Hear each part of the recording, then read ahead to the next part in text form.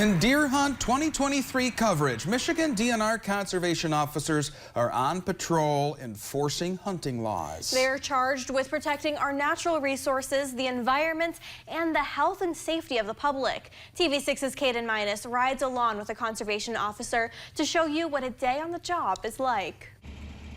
We enforce the conservation laws so that it's fair for everyone. Ontonagon native Jackson Kelly has been a conservation officer out of the Michigan DNR's Marquette office for just over a year.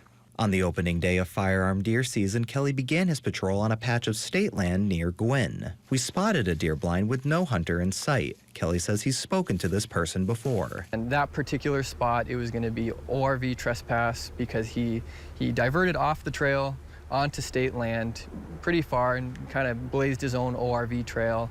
Definitely overbait. He had more than 2 gallons out, like I showed you, quite a bit more than 2 gallons. On top of checking blinds and bait piles, Kelly spoke with hunters and checked their licenses.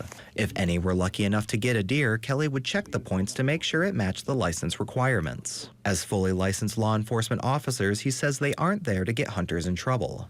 If we're stopping to talk to them or like check licenses, I mean, legally just, have your license on hand for what you're hunting. And other than that, I mean, yeah, sometimes we're just out there to talk to people, see how people are doing. So there's no reason to get nervous around us or anything. Kelly says he wanted to become a conservation officer because of his love for Michigan's natural resources. He says a lot of other conservation officers share the very same mindset. They pretty much have to love the outdoors because that's what we do on a day-to-day basis. Yeah, most, if not all of us, are hunters or fishermen, or we use the natural resources in the state land in some way, just like everyone else that we're contacting. As the hunting season continues, Kelly encourages hunters to stay safe and stay up to date on the Hunter's Digest. Caden TV6 News, Marquette County. Right now, a 2-day mock evacuation exercise of Mackinac Island is underway. We first told you about the drill last night. And TV6's Caden was in St. Ignace today to take a look at the importance of this kind of training. If you were in St. Ignace today, you may have seen these flying overhead. These Chinook helicopters are a part of Operation Safe Harbor. This operation is a mock evacuation effort of Mackinac Island. Agencies like the Michigan National Guard, Mackinac County Office of Emergency Management, Coast Guard, and the Mackinac County Sheriff are all involved.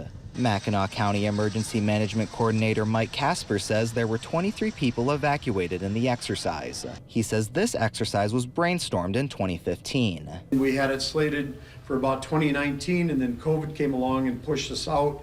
So we finally get a chance to do this exercise, and we're very excited to do it. These Chinook helicopters, like the one you see behind me, are going to be taking float bridges from Mackinac County Airport and deploying them over at British Landing on Mackinac Island. Casper says this is a practice response to losing the port on the island. In emergency management, we always plan for all hazards. So whatever the hazard may be that we would lose the port, we need to create an alternate port in a different location. So what we're doing today is we're using the 1437th Bridging Company to build a supportable dock. During the exercise, the Mackinac County Sheriff's Office delayed traffic in the I-75 business loop to ensure there was no one underneath or around the helicopters as they flew over. Casper says training like this is to prove that emergency plan concepts work. He says there have been smaller exercises before Operation Safe Harbor. We've already done the transition from the bridging pieces to the boat. We've also done the sling loading. We've practiced that in Sault Ste. Marie. So all these different components of this exercise have now come together after 8 years, have all come together to this major exercise. Operation Safe Harbor is a 2-day operation. It ended at 6 o'clock today and will start again at noon tomorrow. Caden TV6 News, St. Ignace. Thank you, Caden. Marquette Senior High School seniors want to share their love of cheese with their fellow classmates. I can get on board for that. Those seniors have now formed the MSHS Cheese Society. TV6's Caden takes a closer look at what this club is.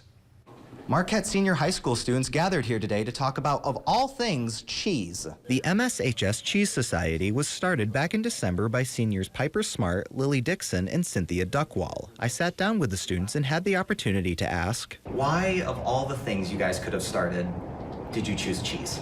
Cheese is one of the most vast food options. There's so much different cheese, and there's so much to learn about cheese, and it's worldwide. Like we learned in our meeting today, there's just so much that people don't really think about, and it's such kind of a fascinating topic. People, just go to the grocery store and just buy cheese, but why not learn about what you're eating and learn about all the opportunities and options of it that's available to us. The club originally started with 8 members. Now that number has grown to 19. I mean, who would have thought cheese would be the way to connect high schoolers? I mean, I've met people I've never talked to in the cheese club, and people who don't know us necessarily come, and it's been really great. We talk about just have topics, and everyone's really friendly too. Yeah, it's a really fun time. So, and you get some free cheese out of it, and it's fantastic cheese. The Cheese Society meets every other Wednesday after school. Students have the opportunity to taste and discuss cheeses outside of what they would normally try. Today, Charlie, the cheesemonger Kletcha from Everyday Wines, visited the club with a variety of cheeses to discuss if some cheese is worth importing from Europe. Students and adults alike have responded positively to the club.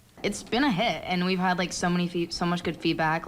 Every adult we've talked to was oh my God, I wish I could join. And I mean, if you really want to, you could come right on down. And we've had teachers donate cheese to us and stuff. It's been a lot of fun. All 3 co-founders would like to see this club continue on next year and say to stay cheesy and stay sharp. Caden Minus, TV6 News, Marquette. I see what you did there, Caden.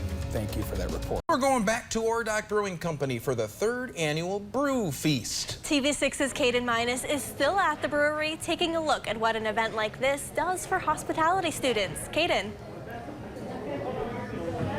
Hey Cody and Grace, yeah, like you guys said, once again, it is the 3rd annual Brew Feast here, and I am actually standing here with a student from NMU that is also providing some food today. This is Trixie. She is the president of the NMU Hospitality Club. So Trixie, as I understand it, this event will be paying for some hospitality students to get into the American Culinary Federation, and you are also a member of the American Culinary Federation. Tell me a little bit about your time there. Yeah, of course. I've been a member of the American Culinary Federation for the Upper Michigan chapter for about 2 years now. I recently got the position of the student board member for the Upper Michigan chapter, and we worked all summer to get an initiative out for students to be able to have their own membership. Memberships are a yearly pay, so this initiative allows students to be a part of ACF without worrying about that bill and get them exposed to all the things that I was exposed to when I joined, because it doubled my resume, and I want students to have that opportunity as well. Wow, doubling your resume. I mean, that's insane. I wish I had stuff to double my resume, but but anyways, I guess kind of going back a little bit, tell me a little bit about the food that you're going to be cooking. Yeah, or that you cooked. So what I got here is I got a North African dish. It's called a tahine, which means the dish is traditionally in this clay pot, but it is a kind of spicy stew. I've used smoked chicken, and then it's also served on a tricolors couscous, which has also been cooked in a smoked chicken stock. Awesome. That sounds amazing, and I even can smell it from here. It smells fantastic. Thank you. And I might have to go get myself a bowl after this. But Cody and Grace, I'm going to be sending it back to you. Hopefully you guys can maybe make it down here once you guys are done doing the news. But yeah, I'll be back once again on the news tonight at 7 o'clock.